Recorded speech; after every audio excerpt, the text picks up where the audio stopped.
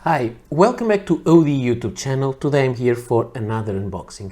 Today I'm opening a box with a pen that I bought from China, from eBay, and I have this Victorinox Alox Solo knife to open this box.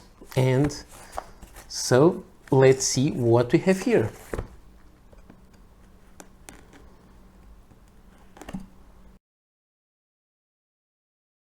So, the cutting is done. Let's see what we have inside. And I think we can already see plastic wrap. Let's bring the light a little bit closer. And here we have the P140. And let me just here. You can see this is the Majohn P140, the usual Majohn box. Let's take it out. We have a manual here, and inside we have a very nice, I think, at least that's what it looked to me when I looked it online, pen. It looks really nice. So let's see how it is. This is the Majohn 140, and the Majohn 140, yes, is basically a Montblanc. The nib seems nice. It is it's really basically the same design as the Montblanc 149. So this is an interesting pen. It is a piston filler. It has these brass piston mechanism, all metal. It's nice and heavy, fully transparent. Sometimes, not always, but sometimes I enjoy to have demonstrator pens or transparent pens. It has a very unique cap band, and of course it's not marked as Montblanc, but funny enough it's not marked as Majohn, which is not normal. They usually say Majohn very clearly. I don't see it here in this pen. So they're not pretending they're a Montblanc, of course. I don't think there are, at least current production or regular production, transparent Montblanc 149. It doesn't have the logo. It's not trying to be a Montblanc 149. But only the nib says here clearly Majohn, but the rest doesn't. So it's kind of unusual, but I know if they didn't put it here on the cap ring, they wouldn't have any place else to put it. So I think it looks very, very nice with this very interesting metal piston mechanism, and I will link this pen and make a review and show it to you soon. So be aware of that, because you may be interested.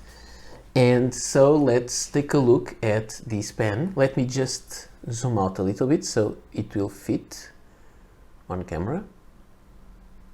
So we have here the Majohn P140, but we have, because I always like to compare, I have comparisons to make. The obvious one is, of course, the Montblanc Meisterstück 149. This is a real one. This is not a fake one. This is just a pen like the Montblanc. Same kind of idea and mechanism. So let me just see the nib sizes as they compare with each other, and I think they are quite comparable in size. I think maybe I think this is called the shoulders of the nib, this part. I think Montblanc nib is wider at that part, but the nibs are roughly the same size. So this is nice. But let me just do this. No, it doesn't fit. It was just for fun. So again, Majohn P140, Montblanc Meisterstück 149, steel nib, gold nib.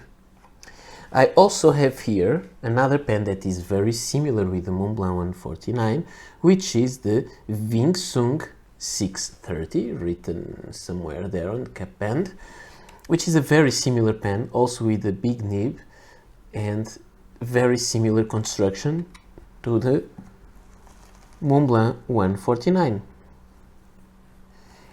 And I also have the similar pens, but not that similar, because I think we are talking about two different.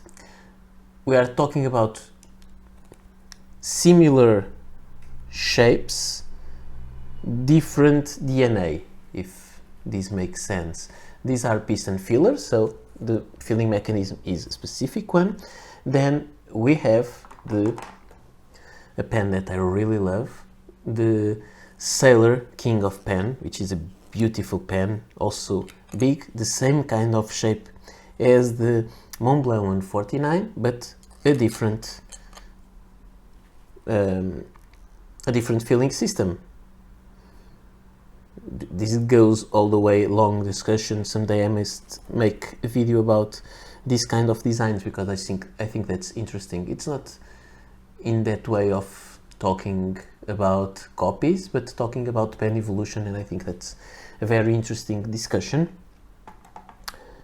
with no guilt about that, just comparing how stuff got into the way they are today. This is so if we are talking, we completely know that these pens try really to replicate this pen. They are not fakes, they are not faking the Montblanc 149, but they are very similar to the Montblanc. This pen, cartridge converter pen, the Sailor King of Pen, is very similar to this other pen, and this pen is the JunLai X159. So people say this is inspired by the Montblanc. I don't think so. I think because this is a cartridge converter pen, it has the same kinds of construction and everything. I think this is really an inspiration from the Sailor King of Pen. And finally, just for fun, a pen that comes after the design of the Wing Sung 630, this one, which is a replica of the Montblanc. We have the JunLai 930, which is a very big pen, as you may see. It is a piston filler pen, so the same kind of DNA as the Montblanc, with steel nib. From all these, the only two with steel nibs are the Sailor King of Pen and the Montblanc 149. This is a very big pen, and if you want to check that I'm not lying, it is here. It doesn't even fit all inside the frame. And just because we are here now, let's just show you the pen, the nib sizes. So this is the JunLai 930, Wing Sung 630. I need to be a little bit more careful with the JunLai because it has ink, just not to spread ink all over the place. The Montblanc Meisterstück 149, the Majohn P140, the Sailor King of Pen. You can see the nib profile of the Sailor is a little bit different, narrower. And finally, the JunLai X159. So this is an interesting, I think this is a very interesting lineup with pens that feel more or less the same writing experience regarding the thickness of the pen and the size of the nib and the way they write. Let's forget about the JunLai 930 because it's too big. It's not the same kind of writing experience. So when you are here, you are just talking about the same kind of and feel of a pen. The differences are about the routines or the rituals. You have a different ritual when you are filling and cleaning a cartridge converter pen, even dizziness of just changing an empty cartridge, and then the ritual of twisting and untwisting the piston knob to fill a pen. So have different experiences, and then of course you are paying the extra price for special nibs. So if you try to buy a nib from Montblanc, I don't know how much they cost. I don't know, if maybe almost 500 euros. I don't know if this is maybe a little less, but it is a lot of money, or 350, maybe something like that. It is a gold nib, but if you buy one of these steel nibs, they have these for, you can buy just spare nibs, and they cost 10 euros. So it's not comparable. You have different attention to the client, you have lots of different stuff. But if you just want to know how it is to write with a cigar shaped pen,